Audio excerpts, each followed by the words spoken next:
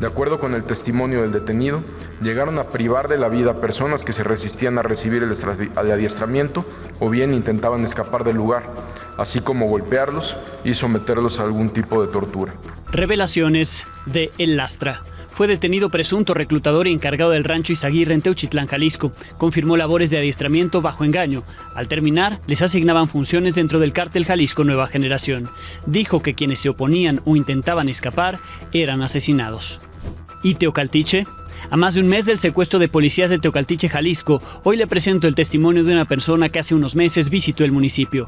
Al llegar, fue interrogado por criminales. Cuando quiso denunciar, la Fiscalía Estatal le sugirió olvidar lo ocurrido. Padre, eres víctima de ellos. No es justo que siga ahí.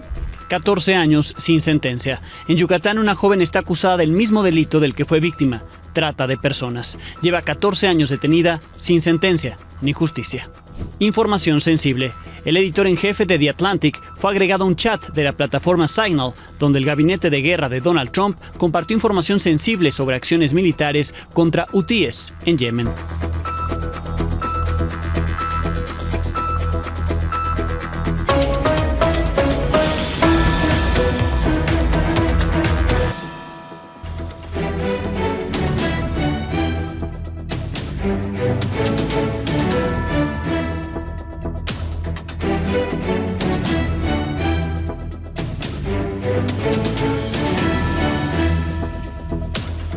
Muy buenas noches. Esta noche se reportó un mega apagón que dejó sin luz a varios municipios de la península de Yucatán. Hasta ahora la Comisión Federal de Electricidad no ha dado información al respecto, pero la Secretaría de Energía tuvo una reunión de emergencia por lo ocurrido. Según el subsecretario José Antonio Rojas, el problema se debe a una falla en el suministro de gas. La Cámara Nacional de Manufacturas Eléctricas informó que los circuitos eléctricos presentan estrés por el aumento de la demanda ante la temporada actual de calor en la península de Yucatán. Me enlazo a los puntos donde se está reportando esta serie de apagones. Primero, comienzo en Cancún con Luis Hernández. Luis, ¿cómo está la situación? Buenas noches. Muy buenas noches también para nuestro amable auditorio. Efectivamente, un apagón masivo dejó sin energía eléctrica a Cancún y otros 6 municipios de Quintana Roo la tarde de el lunes 24 de marzo, afectando a miles de habitantes y provocando caos en distintas zonas.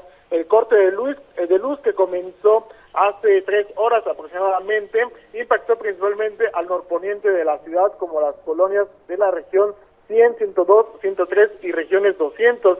De igual forma, los ciudadanos en redes sociales señalaron la falla en al menos 20 regiones y fraccionamientos, incluyendo la zona del Polígono Sur, como Cumbres, en Villa Sotoch Paraíso, en Cuzamil y en la zona de Arrecifes.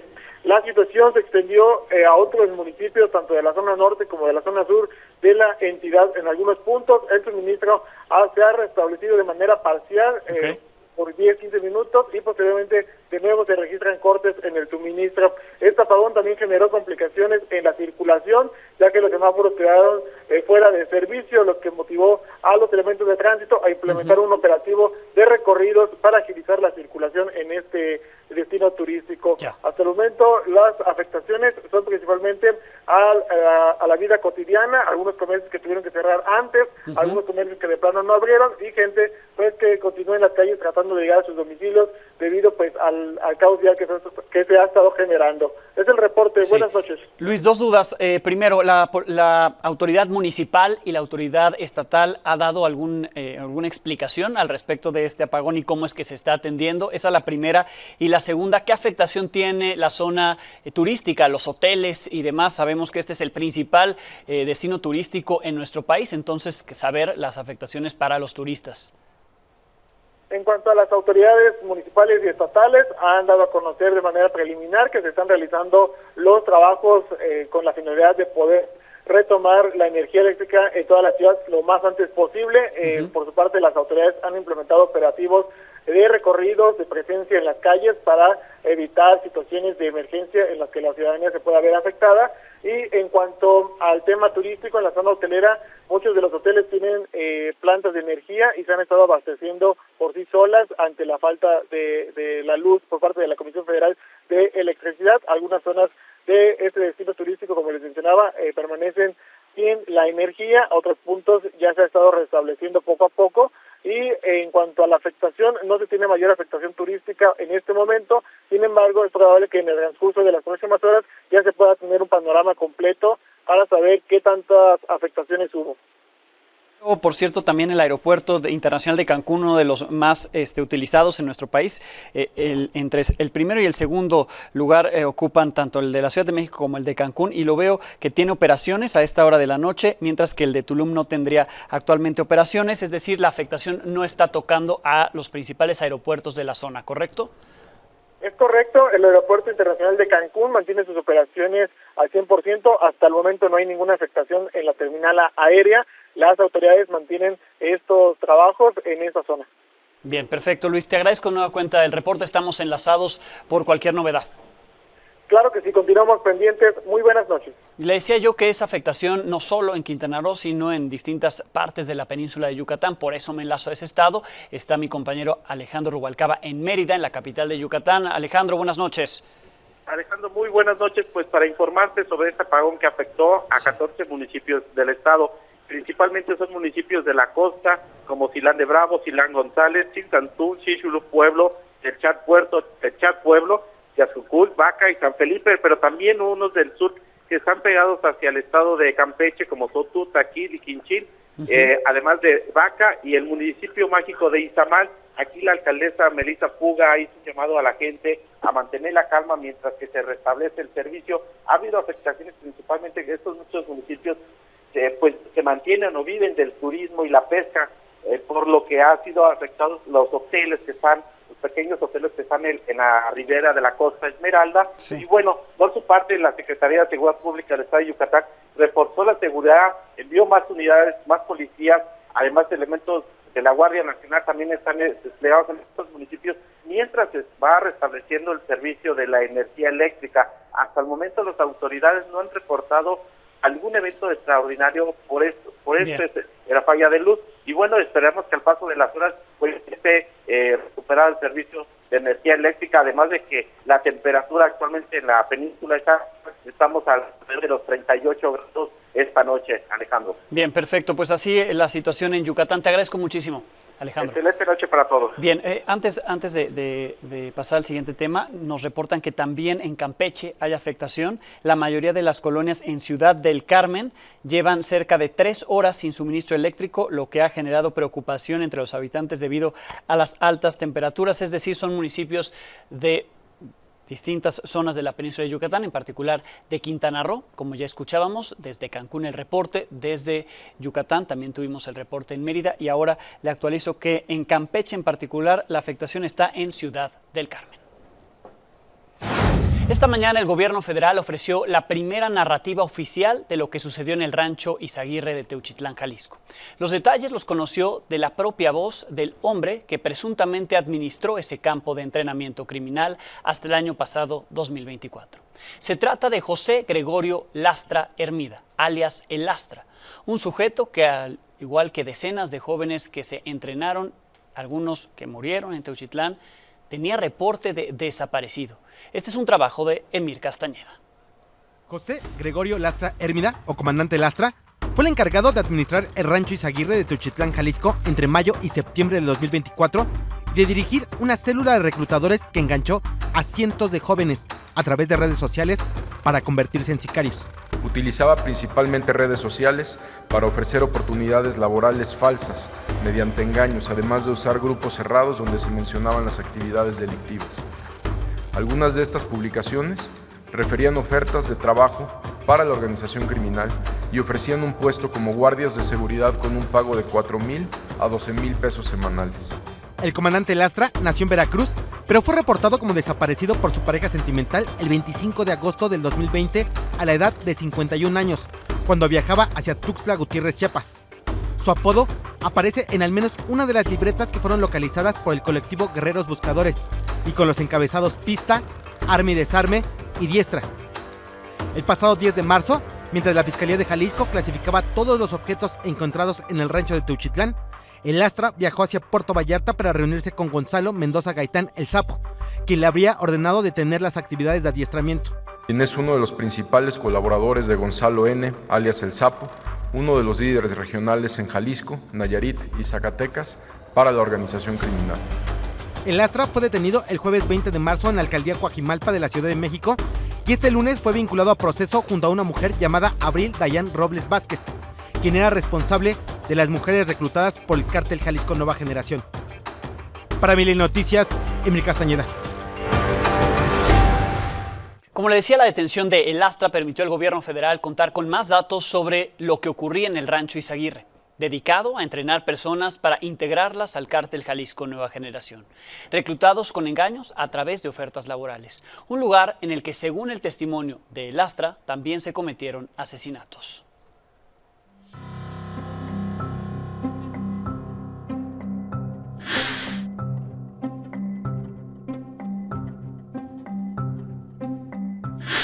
Utilizaba principalmente redes sociales para ofrecer oportunidades laborales falsas mediante engaños, además de usar grupos cerrados donde se mencionaban las actividades delictivas. Referían ofertas de trabajo para la organización criminal y ofrecían un puesto como guardias de seguridad con un pago de 4,000 a 12,000 pesos semanales. Los interesados eran citados en distintas centrales de autobuses, desde donde eran trasladados al centro de adiestramiento en el rancho Izaguirre. El adoctrinamiento consistía en el manejo de armas de fuego y acondicionamiento físico. Dejaban sus pertenencias y eran uniformados con ropa y botas tácticas. También les retiraban sus celulares. Dependiendo de las aptitudes, a los reclutas se les otorgaba un puesto dentro de la organización y asimismo eran asignados a distintas entidades para incrementar el estado de fuerza de la organización delictiva.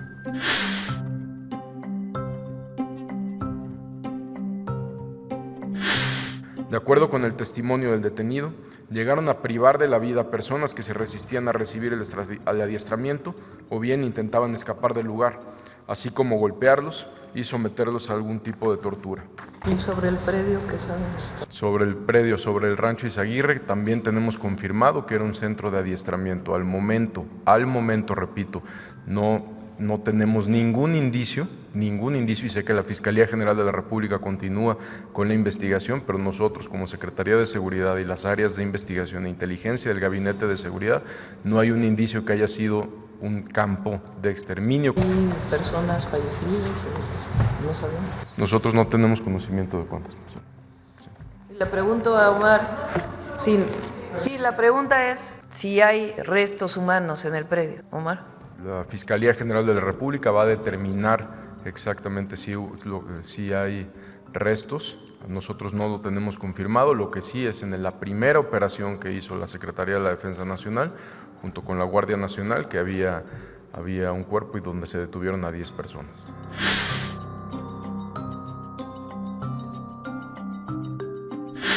El área de investigación y patrullaje cibernético de la Secretaría de Seguridad y Protección Ciudadana realizó la búsqueda y análisis de perfiles en redes sociales relacionado con el reclutamiento de personas para su incorporación a actividades de la delincuencia organizada, lo que permitió dar de baja 39 páginas de reclutamiento en diferentes plataformas.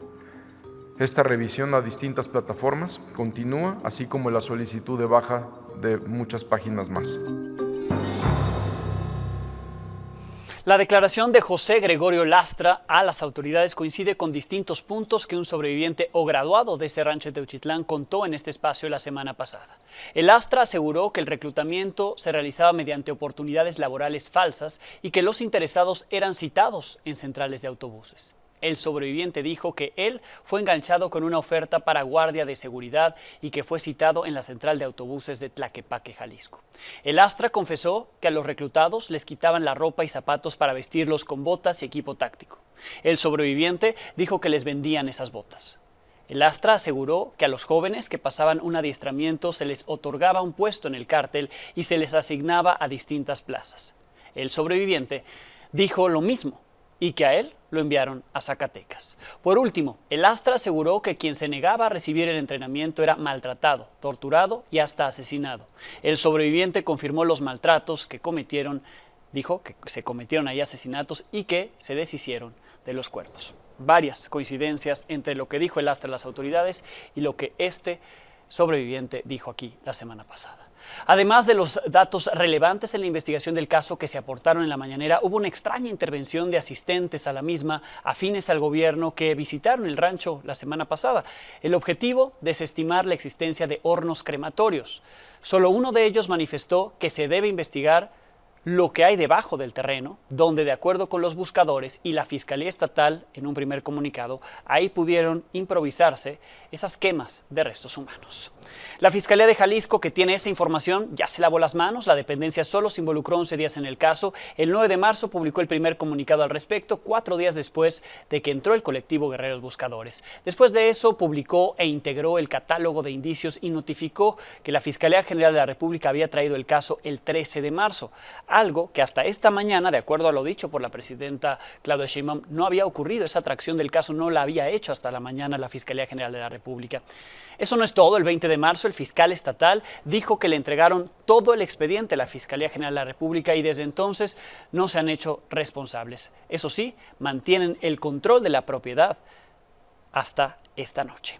La presidenta Claudia Sheinbaum insistió en que la Fiscalía General de la República debe atraer la investigación sobre el rancho Izaguirre, pidió que se dé a conocer la verdad y no una verdad inventada. Hasta ahora quien sigue teniendo ese predio en custodia es la Fiscalía del Estado de Jalisco. Nosotros hemos pedido a la Fiscalía General de la República que atraiga el caso y es necesario para atraer el caso ya. Pues hay muchos problemas con esa investigación, pero se necesita que la Fiscalía General tome el predio y haga las investigaciones. Si hay ahí restos humanos o no, no lo tiene que decir la Fiscalía. Para el colectivo Guerreros Buscadores, que viralizó el rancho Izaguirre desde el 5 de marzo, sí se trata de un centro de exterminio. El integrante del colectivo, Raúl Servín García, explicó por qué lo consideran así. También aseguró que han sufrido agresiones telefónicas por haber revelado lo que ahí encontraron. Para otros sí lo es por la forma en la que le quitaban las vidas a estas personas que realmente no merecían morir de esta manera. Es que ellos quieren ver un horno donde se hace el pan o un horno que usan lo de las funerarias. Nosotros le llamamos horno ya que es donde queman a las personas. Lamentablemente sí hemos sufrido muchas llamadas. Es teatro armado por nosotros. Lamentablemente estas personas se esconden atrás de un teléfono para decir las cosas cuando realmente nosotros sabemos la verdad. Nosotros no tenemos por qué lucrar con nuestros desaparecidos. A través de un comunicado, el colectivo Guerreros Buscadores de Jalisco señaló que están siendo víctimas de esta campaña de difamación y desprestigio sin antecedentes. Exigieron que se respete su labor e integridad. Otras agrupaciones han mostrado su apoyo a los colectivos de madres y padres buscadores. Por ejemplo, distintos artistas emitieron un documento en el que reconocieron su labor, la labor de los buscadores o las buscadoras, y mencionaron que así como hoy buscan a sus familiares, mañana buscarían a más personas sin importar credo, partido, filiación u origen. La Compañía de Jesús en México consideró que la búsqueda de estas personas es un acto de humanidad que debe ser acompañado y no descalificado. La consejera jurídica de la presidencia, Ernestina Godoy, anunció esta mañana una serie de acciones para combatir la desaparición de personas. Se busca implementar una plataforma única de identidad a través de una nueva CURP como documento de identificación oficial que contenga fotografía y huellas digitales. Esta plataforma operaría 90 días después de que entren en vigor las reformas a las leyes de la población sobre desaparición y al Sistema Nacional de Búsqueda de Personas. Servirá para alimentar el Sistema Nacional de Alerta de búsqueda y localización de personas y será una herramienta para hacer búsquedas y consultas en tiempo real para generar alertas cuando una persona desaparezca. En caso de que autoridades incumplan con la generación y actualización de información o no compartan estos datos, serán acreedores a sanciones. A más de un mes del secuestro de 8 policías de Teocaltiche, en Jalisco, por supuestos integrantes del cártel de Sinaloa, de los cuales aún permanecen desaparecidos 4 policías, Milenio obtuvo el testimonio de un joven que visitó a un amigo en ese municipio, en Teocaltiche, lo hizo en enero de este año, presenció el nivel de complicidad que hay en ese lugar, por ejemplo, entre transportistas que llevan a las personas hasta funcionarios de la Fiscalía del Estado que no le quisieron tomar su declaración. Él llegó ahí, se bajó y esto es lo que cuenta que ocurrió. Al llegar a la Teocaltiche, allí se para el camionero y nos dice: bienvenidos a Teocaltiche las personas que vienen por primera vez y los que vienen a buscar buscar algún empleo, por favor aquí con los compañeros. Entonces, pues el que habló por teléfono, parece que le habló a sus jefes y llegó una camioneta como con unos 6 personas arriba armadas, todas con rifles, vestidos de civiles. Entonces, pues me suben a la camioneta, me pasó y que voy a denunciar al chofer del camión porque me entregó con ellos. Y me dice el coordinador aquí de la Guadalajara de la 14, dice, mira, ya estás aquí y no podemos levantar tu queja ni tu denuncia, dice. Tenemos órdenes que de Tocaltiche no levantemos ninguna queja ni nada, dice. Ya estás aquí en Guadalajara, ya te fue bien, ya vete. Ese es el contexto que se vive en Teocaltiche, a pesar de que para la alcaldesa el problema de desapariciones en su municipio no es de su competencia, sino del gobierno federal. Esto lo dijo apenas el 13 de marzo. Presidenta municipal, estamos checando que haya agua en el municipio, que se recoja la basura, lo que a mí me compete, que haya paz más que nada en Teocaltiche, ¿verdad? Ya lo que haya más allá de fiscalía, eso no es lo que a mí me competa, porque no soy la autoridad correspondiente para eso. Acá otro ejemplo del nivel de corrupción que hay entre instituciones de Jalisco. El caso de Kenia, África. Ahí, un ex agente de la Fiscalía Estatal de Jalisco, identificado como Israel Alvarado, está involucrado o presuntamente involucrado en un juicio por la localización de un narcolaboratorio de metanfetamina. Fue asegurado en septiembre de 2024 en Kenia, ¿sí? En África. Según las autoridades de ese país, el ex agente de la Fiscalía Estatal de Jalisco es un integrante del cártel Jalisco Nueva Generación. Fue contratado para que enseñara a producir droga en ese país africano. El viernes, a través de un comunicado, la Embajada de México en Kenia confirmó que Israel Alvarado se encuentra en un proceso judicial sobre el cual no dio más detalles. Sobre el laboratorio localizado en Kenia, el informe de la Estrategia Internacional de Fiscalización de Estupefacientes 2025 del Departamento de Estado de Estados Unidos explica que estaba vinculado al cártel Jalisco Nueva Generación, siendo esta la primera operación a gran escala confirmada por un cártel mexicano que operaba desde ese país africano. Además, se explica en el documento que el 4 de octubre del 2024, un exagente de la Fiscalía Estatal fue arrestado mientras intentaba huir hacia México. En este mismo informe se destaca que desde la llegada de la presidenta Claudia Sheinbaum se emitió una sólida estrategia de seguridad nacional que prioriza la mejora de las investigaciones, el intercambio de información e inteligencia, con el fin de desmantelar los grupos del crimen organizado. Destaca el documento del Departamento de Estado de Estados Unidos, por ejemplo, el mayor decomiso de fentanilo en la historia de México ocurrido el pasado 3 de diciembre, considerado un logro en la lucha contra el narcotráfico. También se reconoce ahí que el gobierno mexicano actual ha expresado su compromiso de colaborar con Estados Unidos para fortalecer la cooperación en el combate a las drogas sintéticas. Esto se publicó hace apenas unos días y después de esto pues viene una visita importante de la secretaria de Seguridad Nacional de Estados Unidos, Kristi Noem. Se reunirá esta semana con la presidenta Claudia Sheinbaum, abordarán la cooperación bilateral en materia de seguridad e inmigración como parte de una gira de trabajo. Ella estará visitando a el presidente de El Salvador, Nayib Bukele, luego irá a Colombia con Gustavo Petro y el viernes tendrá un encuentro con la presidenta de México. Además estará ahí el canciller Juan Ramón de la Fuente. El viernes por la noche le informé sobre el atentado que acababa de sufrir el director de la policía de Tulum, José Roberto Rodríguez. Fue baleado mientras viajaba en su camioneta con 2 de sus escoltas. Incluso uno de ellos logró abatir a uno de los agresores. El mando fue trasladado a un hospital. Estaba grave. Horas más tarde se confirmó que murió a causa de ese ataque. La Fiscalía Estatal trabaja en 2 líneas de investigación por el asesinato de este funcionario relacionadas con su labor de combate al crimen. Hoy se realizó un homenaje póstumo. Aquí los detalles. Así, con honores, fue despedido este lunes el capitán de corbeta de la Secretaría de Marina, José Roberto Rodríguez Bautista, quien estaba adscrito como secretario de Seguridad Pública de Tulum, tras sufrir un ataque directo ejecutado por al menos 7 sicarios la noche del viernes. Hoy despedimos con honores al capitán José Roberto Rodríguez Bautista, un hijo de la nación que murió por la patria. Vuela alto, comandante. Gracias por tu entrega, por tu ejemplo, por tu amor a Tulum, a Quintana Roo y a México. Y que se escuche fuerte y claro, la paz y seguridad del pueblo de Quintana Roo es y seguirá siendo nuestra prioridad. Descansa en paz. La disputa por el control del territorio entre bandas criminales hacen de este crimen uno de los más graves en la larga historia de incidentes de violencia en los últimos 3 años de ese destino turístico. En un breve recuento, en octubre del 2021, 2 turistas murieron y 3 resultaron heridas en el bar La Malquerida. Las víctimas quedaron en el fuego cruzado de grupos narcomenudistas. En marzo del 2023, 2 jóvenes de 15 y 18 años fueron ejecutados en una taquería.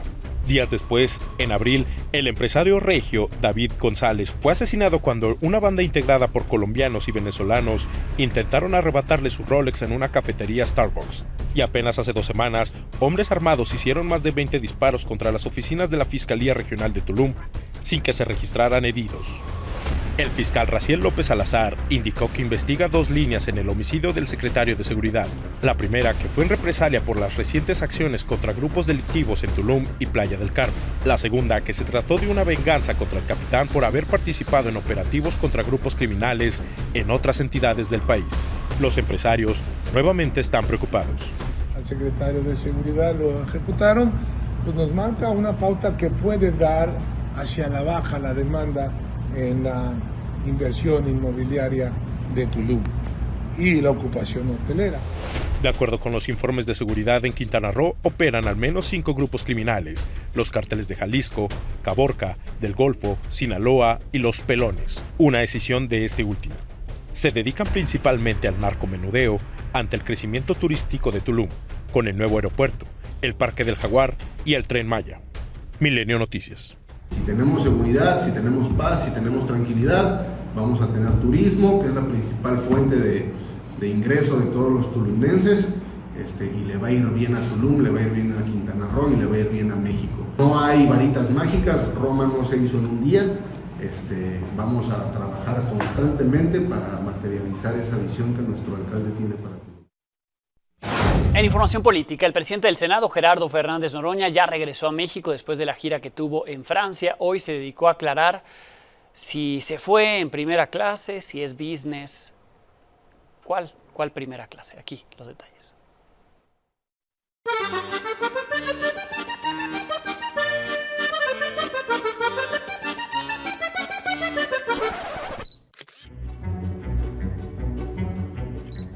Y ya pues que Gerardo explica. La crítica es no lo que dije, no lo que sostuve, no el planteamiento, que viajé, no viajé en turista. Es mucha la intriga, es mucha la maledicencia, es mucha la mala fe. Mañana le respondo a los medios. El martes en el Senado a la oposición.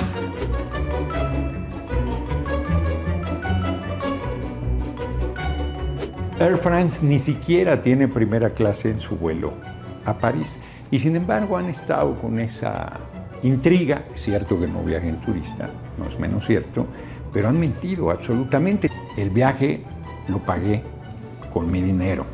Recibí el equivalente al costo de turista y la diferencia la pagué de mi bolsillo, que para ello duro trabajo.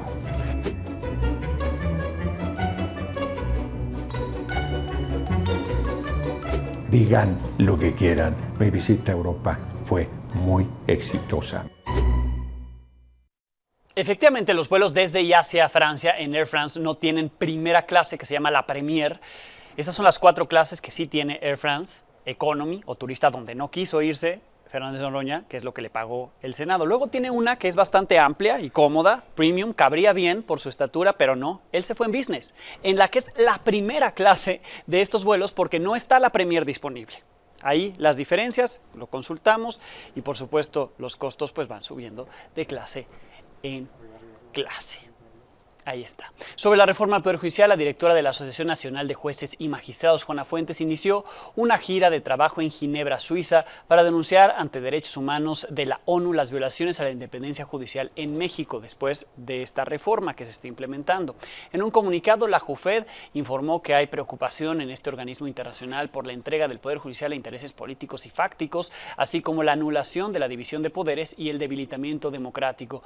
Detalla en el comunicado que el objetivo central de esta visita es tener reuniones con personajes de la ONU y de la Organización Internacional del Trabajo para actualizarlos sobre el tema, así como los riesgos de que el crimen organizado se infiltre mediante la elección judicial.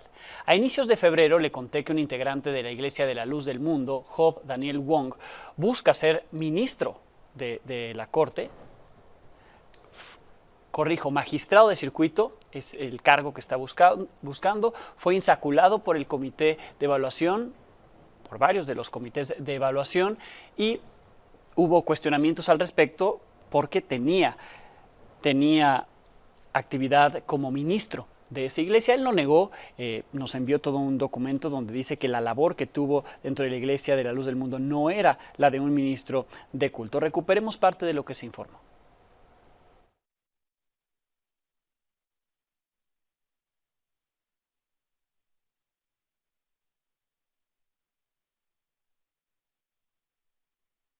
Ahí está lo que se publicó sobre Job Daniel, cómo respondió al respecto, diciendo que no era ministro de culto. Bueno, pues hoy 4 exintegrantes de la Iglesia de Luz del Mundo, encabezados por Sharim Guzmán, Xochitl Martín, que han denunciado irregularidades en la Iglesia, fueron al INE, ahí interpusieron una queja, buscan que el instituto, a través de la presidenta Guadalupe Tadei, pues baje de la contienda a Job Daniel Wong, que investiguen muy bien el cargo que tuvo dentro de la Iglesia de Luz del Mundo. Insisten en que su cargo, sí, fue como de ministro de culto, aunque no se le registrara ante la Secretaría de Gobernación. Aquí está el documento que entregaron, ahí está dirigido a la presidenta Guadalupe Tadei, así como de la Junta Local Ejecutiva del INE en Jalisco. Ahí se le pide que no se le incluya porque está impedido, porque tuvo actividades de enseñanza de fe. También indican que no se separó del cargo 5 años antes del día de la elección y exponen evidencia de que hizo labores religiosas mismas que te presentamos aquí hace algunas semanas. Agregaron que tal como ocurrió con Nazón Joaquín García, Job Daniel tampoco estaba registrado como ministro de culto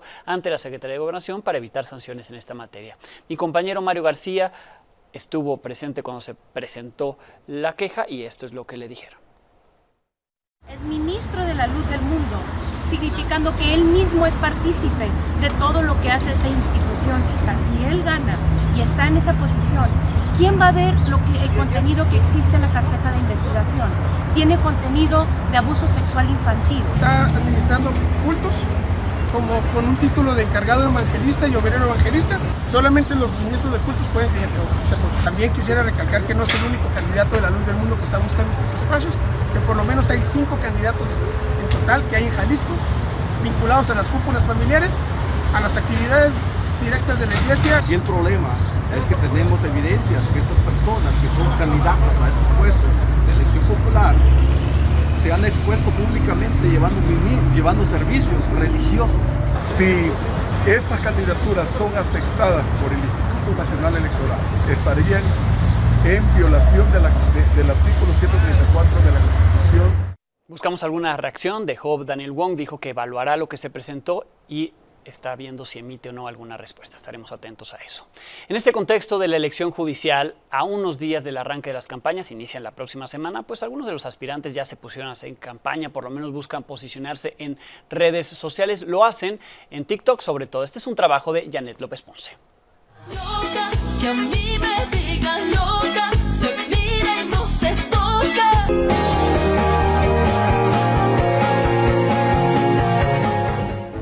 Los abogados invadieron TikTok. Les quiero invitar a conocer mi lugar de trabajo. Tengo un librero donde conservo varios recuerdos personales. La elección judicial obligó a quienes aspiran a encabezar un juzgado, una magistratura o a sentarse en la Suprema Corte a innovar en redes sociales, el único espacio en el que podrán hacer campaña. José Antonio, es tu primer video de presentación. Tienes que salir perfecto. Sí, ma. ¿A dónde contrata pieza magistrado? Nos vamos a Oaxaca. Aunque las elecciones comienzan hasta el próximo 30 de marzo, desde finales del año pasado, varios aspirantes comenzaron a colarse en el algoritmo de TikTok. Ahora soy el número 646 de la tómbola. Y en las últimas semanas han compartido sus frustraciones sobre este inédito proceso. Tengo que hacer una campaña electoral, sin recursos, sin experiencia política y trabajando de tiempo completo mientras. No sé qué hacer, quisiera reír, quisiera llorar al mismo tiempo, echarme a correr como loca por todas las calles para recorrerlas al mismo tiempo. pero también han aprovechado para posicionarse con cualquier pretexto y ocurrencia. Estamos aquí en Tabasco con los pejelagartos. ¿Frío o calor? Frío. ¿Cantar o bailar? Bailar. En la oficina me llaman. Magistrado. Y mis perritos me llaman. Soy Jazmín con J de justicia. Otros son mucho más creativos para no rebasar la delgada línea de los actos anticipados de campaña. Puedes decir que seas un abogado chingón, no puedes decir que eres un candidato. Bueno, pero podemos decir que es el nuevo galán de TikTok. Y no podían faltar los abusados, quienes aprovechan para ofrecer sus servicios a pesar de las prohibiciones, las infracciones y sus consecuencias. ¿Necesitas que alguien te lleve tus redes sociales? Pues yo conozco al vato que se las llevó al ministro Saldívar. ¿Qué? Para Milenio Noticias, Janet López Ponce. Cámara y acción. Soy José Antonio Magaña Jiménez. Ya. Es lo único que puedes decir antes de que nos bajen el video. Después de 9 días de haberse reportado su desaparición, Perla Allison, de solo 9 años, fue encontrada sin vida entre las comunidades Simón Bolívar y Ruiz Cortines, a escasos metros de la carretera costera de Chiapas, en el municipio de Mapastepec. La Fiscalía General del Estado y la Secretaría de Seguridad del Pueblo detuvieron a Irene N., Valentín N. y Benito N., presuntos responsables del delito de secuestro agravado cometido contra esta menor. Además, se logró identificar a todos los coautores materiales que participaron en la privación de la libertad de Perla, quien murió durante su cautiverio o la mataron. Es el 6º feminicidio en la entidad durante el primer trimestre de este año y en el mismo periodo suman 31 menores desaparecidos en Chiapas. Otra menor de 12 años, identificada como Dana Sofía, murió este lunes después de resultar gravemente herida en uno de los múltiples hechos violentos que ocurrieron en Sinaloa. Había sido ingresada de emergencia en una clínica, pero falleció por heridas de impactos de arma de fuego. De acuerdo con los reportes, el auto en el que la trasladaron presentaba múltiples impactos de bala. Aunque por ahora se desconocen las circunstancias exactas de este ataque, ocurrió durante una de las balaceras reportadas la tarde de este lunes en distintos puntos de Culiacán. La justicia en el país sigue fallando. En Yucatán, una mujer de nombre Ana está pidiendo justicia debido a que lleva 14 años en la cárcel sin una sentencia. Está acusada del delito del que ella fue víctima, trata de personas. Esto a pesar de que desde el inicio ella ha narrado lo que enfrentó. La historia es de Claudia Arriaga. Ana, de 34 años, lleva 14 años encarcelada sin sentencia en Yucatán, acusada de un delito que no cometió.